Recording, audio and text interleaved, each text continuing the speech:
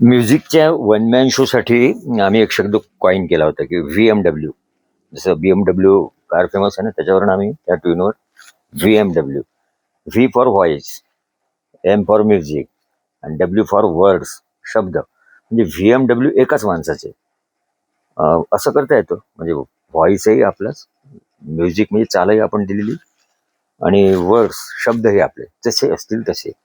तसे दिस is VMW for music. तसं short फिल्मसाठी आम्ही एक शब्द कॉइन करण्याचा प्रयत्न करतो आहे, PWD. जसे बाकी PWD लोकांना माहिती आहे, बांधकामवाली. तर PWD म्हणजे प्रोड्युसर, W म्हणजे रायटर, आणि डायरेक्टर वन मॅन. आता एका माणसाला शॉर्ट फिल्मसाठी काम करता येऊ शकतं. वन मॅन शो, जसं वन मॅन शो आहे यासाठी की एकटा मनुष्य जोपर्यंत तयार होत नाही, जसं आम्ही स्वतःच्या पायावर उभं एकट्याला जोपर्यंत राहता येत नाही, एकमेकांच्या गळ्यात पडून सर्वांना खाली पाडण्यापेक्षा आधी स्वतःला एकट्याला उभं राहता येणं आवश्यक आहे आजच्या काळात. त्याला आम्ही वन मॅन शो म्हणतो. मग तो कुठल्याही क्षेत्रात आहे. तर VMW म्हणजे जसं म्युझिकचं तसं शॉर्ट फिल्मसाठी PWD, प्रोड्युसर, रायटर, डायरेक्टर, एक मनुष्य. आता ते कामाचा दर्जा वगैरे ते नंतर बघता येईल, पण एकटा हे करतो हे कसं दाखवता येईल. तर आम्ही ते प्रयोग, आता जसं आपण एकटं बसलेलो असतो, आम्ही जे कॉफी विटेल जे एकटं जर बसतो त्याला मी चिंतन म्हणतो. दोघं जेव्हा बसतील तेव्हा तो सुसंवाद असेल. तिघं असतील किंवा दोनपेक्षा जास्त असतील तर चर्चा असेल. आणखी 3-4 पेक्षा जास्त तर मैफिल होईल. म्हणजे एकटा मनुष्य चिंतन करू शकतो, दोन माणसं सुसंवाद असू शकतो एकमेकांमध्ये. त्या कन्सेप्ट आम्ही कॉफी विथ, म्हणजे जेव्हा आम्ही कॉफी किंवा चहासाठी बसतो तर ते क्लिअर करण्याचा प्रयत्न करतो. आज दुपारी चाय पे चर्चामध्ये वाडेश्वरला एक विषय होता शॉर्ट फिल्मच्या डेस्टिनेशन म्हणून, की आपण पोचतो कुठे शेवटी. म्हणजे जसं हिंदू काय मुस्लिम काय, शेवटी तर काय स्मशानात कब्रस्तानातच जायचं आहे. तर त्याच्यावरून मला एकाने गाणं लिहायला सांगितलं होतं, आणि त्याची चाल अशी द्यायला सांगितली होती की एक गाणं जुनं फार सुंदर गाणं आहे, ये चंदा रूस का ना ये जापान का ना ये अमेरिकन प्यारे ये तो है हिंदुस्तान का. असं एक गाणं आहे. मला वाटतं त्याच्यामध्ये मधुबाला अशी काही क्रेनवर वर चढलेली दाखवली उंच, आणि खालून हा सुनील दत्त ते गाणं होतं की उंच हा चंद्र कुठून निघाला इथून. ते जुनं गाणं आहे, रफी साहेबांचे गाणे मला वाटतं ते. त्याच्यावरून मग आम्ही एक गाणं तयार केलं. त्यांनी एक शॉर्ट फिल्मची स्टोरीची चर्चा झाली. ती स्टोरी अशी आहे की नावेमध्ये एक दाढीवाले आजोबा, दाढीवाले म्हणजे दाढी वाढलेले गरीब आजोबा, नातवाला घेऊन निसर्ग सौंदर्य दाखवत चाललेले, होडीवाला पण दाढीवाला, आणि संध्याकाळची वेळ होत चाललेली. काहीतरी वाचाबाची होऊन तो होडी उडते, म्हणजे नदीत उडतात ते दोन्ही म्हातारे दाढीवाले. आणि थोड्या वेळाने संध्याकाळ होते आणि त्यांचे ते डेड बॉडी सापडतात. मग एकाला तिकडे जाळण्यात येतं. हा नातू कसा बसा त्या ना अडकून, म्हणजे तरंग तरंगत काठावर येतो. तो ते बघतो की त्याचे स्वतःचे आजोबा तर कोणीतरी एका आजोबाला, म्हणजे दाढीवाल्याला जाळतायत, एका आजोबाला पुरतायत. आणि ते तो बघतो सगळं, त्याला काही समजत नाही ते दोघं, कारण ते डेड बॉडी हे सगळं प्रसंग संध्याकाळच्या वेळी घडतो. नंतर मग पिक्चर म्हणजे शॉर्ट फिल्म आहे ती, एक 10 मिनिटात, 10 मिनिटं, मला 5 मिनिटं. आणि मग तो बसलेला दाखवला झाडाखाली. दृश्य हे स्क्रीन प्ले हे महत्वाचं नाही. महत्वाचं हे आहे की एकटा मनुष्य काय करू शकतो आणि कमीत कमी पात्रामध्ये काय करता येईल. ही कल्पना आहे PWD. तर त्याच्यावर चिंतन, एकटं असेल तर चिंतन करता येतं, एक दोघं असेल तर सुसंवाद असू शकतो.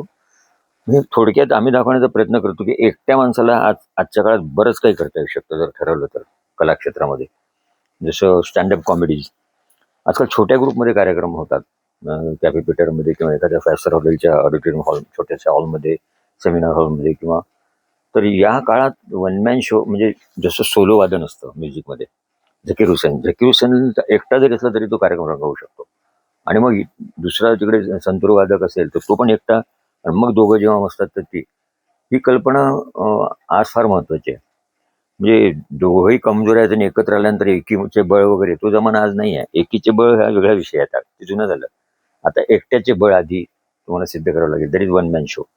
आणि मग असे दोन एकटे जे दोघंही सबळ आहेत ते एकत्र येऊन मग ती टीम तयार होईल. पूर्वी सगळे गवताचे, आपल्याला कथा होती ना, सगळे गवत कमजोर, सगळे गवताचे काय काठ्या एकत्र आणले, मग ते आता ते एकत्र नेहमी शक्य नाही होणार आहे ना आजकाल. त्यामुळे आजचा काळ हा एकीचे बळ चा नसून एकट्याचे बळ या दिशेने चाललेलं आहे. आपल्या हातात नाही आहे हे. म्हणजे काळ जसा जातो म्हणजे ज्याला अपडेट करणं म्हणतात, आज ट्रेंड तो आहे की मग एक म्हणजे एकीचे बळ की एकट्याचे बळ दोन्ही सुरू आहे, परंतु खरं महत्व आहे आता एकट्याच्या बळाचं. ती आमची आयडिया क्लिअर झाली आहे. त्यामुळे आम्ही प्रोड्युसर, रायटर, डायरेक्टर एक मनुष्य पाहिजे. म्हणजे फिल्मसाठी काय तुम्ही मोबाईलवर फिल्म करा, परिस्थिती गरीब आहे, पैसे आहेत नाही आहे, ते त्या एकट्या माणसाने बघायचं. स्वतःचे घरदार विकायचे की शेती विकायची की असलेलं टॅलेंट वापरून मोबाईलवर फोन. काही लोकांनी मोबाईलवर शूट केले आहेत मूवी. मला वाटते I8 वर तर फिल्म निघाली आहे पॉंडिचेरी नावाची एक.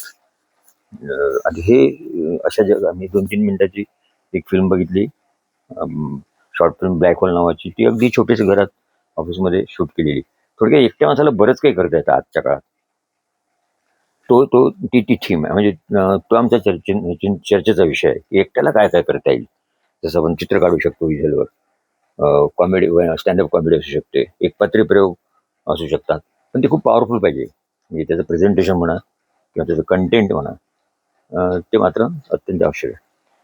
सो दिस इज VMW, म्हणजे व्हॉइस, म्युझिक, वर्ड्स एका व्यक्तीचे.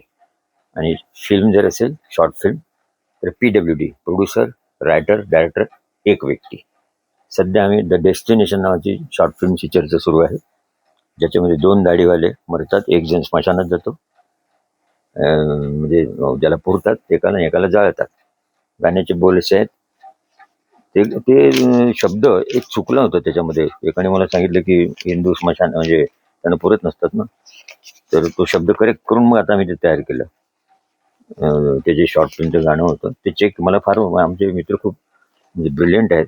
एकाने मला सुचवलं की ते कब्र हिंदू लोकांची नसते, हिंदू लोकांचे स्मशान असतं. आता तो स्मशान शब्द मीटरमध्ये बसवून ते गाणं पुन्हा लिहिलं आम्ही त्या शॉर्ट फिल्मसाठी. जे मागे बॅकग्राऊंडला वाचताना दाखवलं एक ताऱ्यावर ते गाणं. आणि ते करेक्ट सुदैवाने एका मित्राने मला तो सुचवलं आणि मला ते फार म्हणजे चांगली सूचना होती ती.